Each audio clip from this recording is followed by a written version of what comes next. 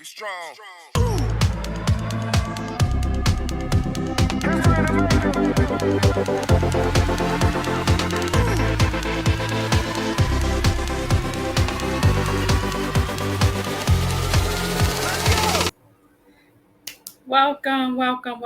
Welcome back to West Coast Media Solutions, the Davis's journey to financial freedom.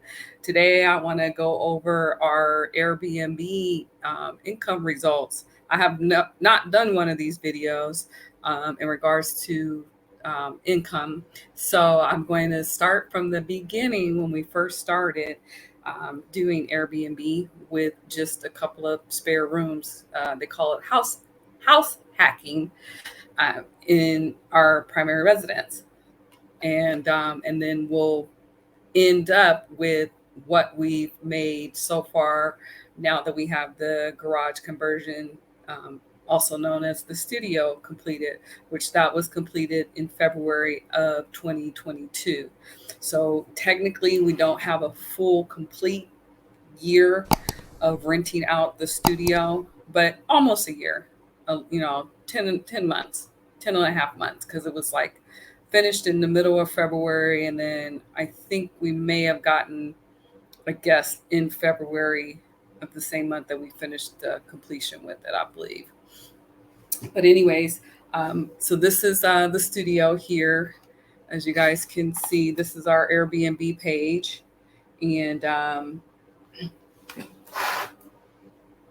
this is a picture of the studio. Right now, we've got it priced at $70 a night, and so let's click into that so that we can pull up some of the other pictures so you guys can see. So I'm just gonna scroll through the pictures. This is our driveway here in this picture here. So what happens is the guest pulls up, and we actually have a sign here on the garage that says guest parking, which is not in this picture because I took this picture before I had put that sign there. But at any rate, so that's the driveway that they would drive down and park right in front of the studio, and then walk underneath the carport to the front door. And and then we have a little space here for those that smoke or vape, because we don't allow smoking and vaping inside of the studio, but guests are more than welcome to do that right underneath the carport there. And we have a little seating area there and an ashtray. And then this is the inside of the studio. It's nice and cozy. Matter of fact, this past weekend, my husband wanted to see what it felt like to see what our guests, experienced staying in the studio. So we actually did a date night in the studio and spent the Saturday night in the studio. And it's a queen size bed. We got a couple of chairs from it's kind of almost like a consignment store, although it's not technically a consignment store. People don't leave their stuff there and the store sells it for them, but it's kind of organized, or should I say disorganized, like a consignment store. And that's where we got those chairs from. And then I got the chair covers from Amazon. So a little end table. That's our air conditioner slash heater. It's called a mini split. And it doesn't take very long. It heats up the whole entire studio in under 15 minutes. So it's usually very, very nice and cozy in there.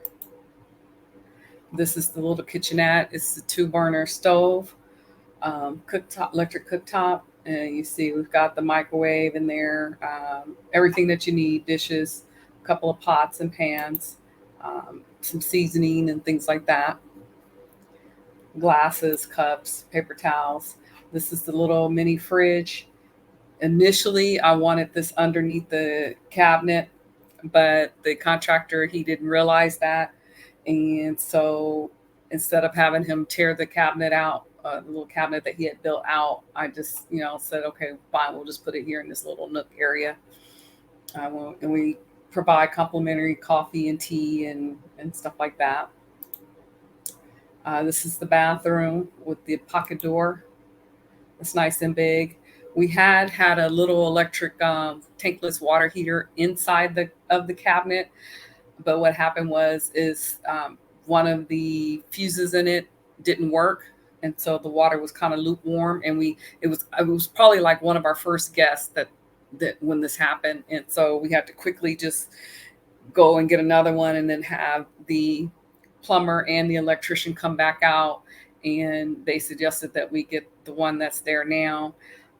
Don't really like it being right there in front of the toilet. We do have plans to eventually have them relocated into the closet. We just haven't had a chance to have that done yet. But the toilet is functional and you can use it, and without too much of an issue. We've only had a couple people kind of mention something about it, but otherwise, it's fine. The water gets nice and hot. Big, nice walk-in shower, and then it's already plumbed and everything for a stackable washer and dryer. We had gotten one from Lowe's. Unfortunately, even though it was brand spanking new, well, a couple things. For one, they didn't hook it up right, and for two, it didn't work. So I just had them come pick it up, and I haven't had a chance to go back and try to pick out something else. It was kind of a hit and miss because it had some good reviews and then it had some bad reviews. So, um, but eventually we do plan on getting if not a stackable washer and dryer put in there, maybe one that's a washer and dryer combo all in the one unit. We may end up doing that. And this is the front of our main house. So, okay, so now let's get to the good stuff because I know that's what you guys are waiting for. That's what y'all want. Is the good stuff. Y'all want to see the good. So, what I did is I downloaded all of the transactions onto an Excel sheet, and then I copied and pasted them in for the year. And so what I'm going to do is expand that out like that. And so in 2019, so remember, we didn't have the studio done until February of 2022, which is this past year right here. So in 2021 and in 2020, as well as 2019, we were just doing a couple of the bedrooms in my home. Well, I was just doing a couple of the rooms in the house. I wasn't married at the time. And so, and I didn't purchase my house until July of 2019. So 2019 is actually just covering 1 year and not 2 years, or not a whole year, I should say. So that's what I want to do right there. So in 2019, 6 months of house hacking, we made almost $3,000, a little under $3,000, $2,734 for an average of $455 a month. And then in 2020, we shut it down. I shut it down when the whole world almost essentially shut down in March of 2020. And so I didn't do any house hacking from March of 2020 until the end of August of 2020, when we got hit by a really, really bad windstorm. Well, it started out as a hurricane, and then by the time it hit our area, it was downgraded to a windstorm, a very strong windstorm. So I basically didn't do any house hacking in 2020 for March, April, May, June, July, August, for 6 months. But even with that, I still ended up making which was my best year, ironically enough, $9,400. And that was because of the storm. When after that hit, most of the hotels were completely booked up because a lot of people had to vacate their houses because their houses were not livable because they were so damaged. And so a lot of the people that came in uh, to pick up all the trees that have fallen. The state has a lot of trees. I had a huge walnut tree that fell and crashed through my carport and onto the roof of the garage, aka studio. So that cost me a lot of money to get all that stuff, debris removed and those trees chopped up and everything. And so a lot of the repair people and the emergency services people, they didn't have any place to stay because the hotels were either booked up or were charging ridiculous rates. I think at one point, one of the hotel casinos out here was charging like $700-800 a night. I mean, it was insane. It was absolutely ridiculous. And so that's why I ended up making as much as what I did in 2020 because of that. Because I was only charging, I think, about $50 a night or something like that. And when I first started doing the Airbnb, I was only charging like 25-30 bucks a night to do the house hacking. So I was very, very extremely reasonable and affordable. And I even had a couple of insurance adjusters, um, guys that do the cable lines and stuff like that that stayed for like 2 weeks at a time during that time. So that's why it ended up being, you know, uh, a great year on one hand, as far as the Airbnb house hacking goes, but on the other hand, with the storm and all that, it was a lot to deal with. We were without power for a few days and things like that. And then in 2021, I we didn't do it the full time. There were months where we didn't get anybody that was looking to, rent a room. So 2021 was not the greatest time. It was actually my worst year so far with Airbnb. And I think even at one point, I had put my listing on hold because I was just kind of tired and burnt out of having to share my space with anybody and stuff like that. And so that's why the numbers are a lot lower in 2021. Uh, Average ended up being about $439 a month.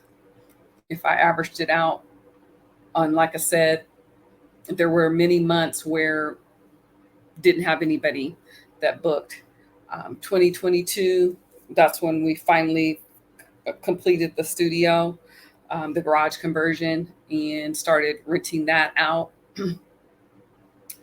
And we've had some months where we've only gotten maybe one or two guests that have stayed. So it's been kind of hit or miss. I'm sure a lot of that has to do with COVID and coming up out of the whole pandemic, as I call it. And so I'm sure that had a lot to do with it. I've played around with the pricing. Sometimes I've had it at $85 a night, and then I've dropped it down to 70, and just kind of have played back and forth with the pricing to try to see, what is kind of that sweet spot. And also, I played around with the number of days. Like I've tried where I did one night, minimum stay. Didn't really care for that too much because there's just too many at the last minute want to book type of situations, and then have to turn around and take my time in my cleaning products and all that to clean it just for somebody to stay one night. It just seemed a little bit more of a hassle than what it was worth to me to do that. And then especially last year, we did a lot of traveling in 2020 and 2021. We did a lot of our in 2021 and in 2022, we did a lot of traveling. So whether it was going to Vegas or Texas or Georgia, uh, California. We went to Belize. Went to Belize in 2021, and then we went back to Belize in 2022 for our honeymoon. So we just did a lot of traveling, and to have somebody booking for a day here, a day there, just wasn't going to work too well for us. Because when we're out of town, then I usually get a family member to go in and clean the studio, and just felt like having somebody just stay for a day, one day, and then have to pay somebody to go in and clean it for me if I'm not here. It's just not worth it.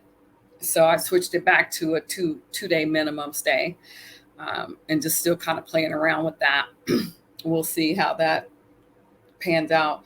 Hopefully, as more and more people are getting back into the groove of uh, traveling and stuff like that, as time has gone on, we'll see if things don't, uh, pick up this year for 2023. What with it being a full year of the studio, or going into the second year now of the studio being up and running. Hoping that this will be a better year. We'll see how that goes. Um, but yeah, so that's our numbers. Averaged last year $660 basically a month is kind of what it averaged out to.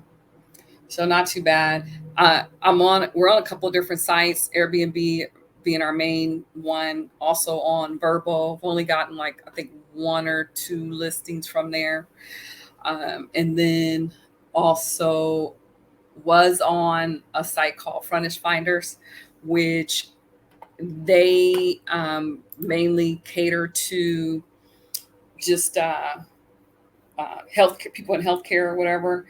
Um, and you have to pay. It's like $99 a year. I decided not to renew that for this year because I didn't get any bookings off of it. Got a handful of inquiries, but nobody went follow through and booked. What I've kind of noticed with that is that a lot of times people they they want a really steal of a deal, which I'm willing to, cut them a significant discount if they go ahead and book it up for a full month or even a full 2 months. Then I would be willing to cut them a significant discount versus paying on a daily basis. But it seems to be where they want to tie your place up, but then they don't necessarily want to put up the money to do that. So they want to lock it down, but then they don't want to have to pay for that. They want to be able to maybe stay for a few weeks and then go home, but then keep the place tied up for them. And it's like I can't do that unless you're going to go ahead and pay up for that full month, you know. So yeah, I noticed that it seems like some of the traveling nurses and stuff like that, that's what they want to try to do. And it's like, well, no, I can't just store your stuff for you um, for free, and that because if you leave your stuff, then I can't rent it out to anybody else. So, if you're gonna go ahead and rent it, then rent it, and and I'll work out a deal with you. But so yeah, so I don't think I'm gonna renew with that site. It didn't pan out. It just was a whole lot of inquiries and messaging back and forth, and then no follow through on the potential guest or tenant part. So, and then we're also on, which I didn't even realize this, but Verbal, I guess, is a part of. It's also connected to Expedia, so we're on Expedia.